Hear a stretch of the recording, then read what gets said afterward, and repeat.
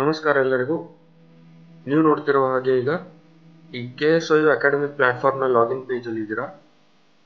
So ಇಲ್ಲಿ login ಆಗೋದು ಯಾವ ಥರ ಅಂತ ತೋರಿಸ್ಕೊಟ್ಟಿದ್ದೇನೆ. ಸೊ ಟೀಚರ್ಸ್ ಆಗಲಿ ಸ್ಟೂಡೆಂಟ್ಸ್ ಆಗಲಿ ಇರೋದು ಒಂದೇ ಸ್ಟೆಪ್ಪಲ್ಲಿ ಲಾಗಿನ್ ಇದೆ. ಸೊ ಫಸ್ಟ್ ಸ್ಟೆಪ್ಪಲ್ಲಿ ನೀವು ನಿಮ್ಮ ಮೊಬೈಲ್ ನಂಬರನ್ನು ಹಾಕಬೇಕಾಗುತ್ತೆ.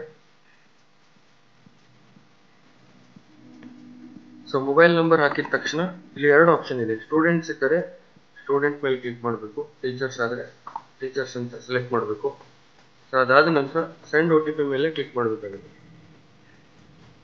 ಸೆಂಡ್ OTP ಆದ ನಂತರ ನಿಮ್ಮ ಮೊಬೈಲ್ ನಂಬರಿಗೆ ಬರುವ OTP ಅನ್ನು ನೀವು ಇಲ್ಲಿ ಹಾಕಬೇಕಾಗುತ್ತೆ. ಸೊ ಇಲ್ಲಿ ಲಾಗಿನ್. ಸೊ ನೀವು ನೋಡ್ತಿರೋ ಹಾಗೆ ಸೊ ಟೀಚರ್ಸ್ ಆದಲ್ಲಿ ಇಲ್ಲಿ ಟೀಚರ್ಸ್ ಪೋರ್ಟಲ್ ಅಂತ ಬರುತ್ತೆ. ಸ್ಟೂಡೆಂಟ್ಸ್ ಲಾಗಿನ್ ಆದರೆ ಇಲ್ಲಿ ಸ್ಟೂಡೆಂಟ್ಸ್ ಪೋರ್ಟಲ್ ಅಂತ ಬರುತ್ತೆ. ಅವ್ರದ್ದು ನೇಮ್ ಕೂಡ ಬರುತ್ತೆ.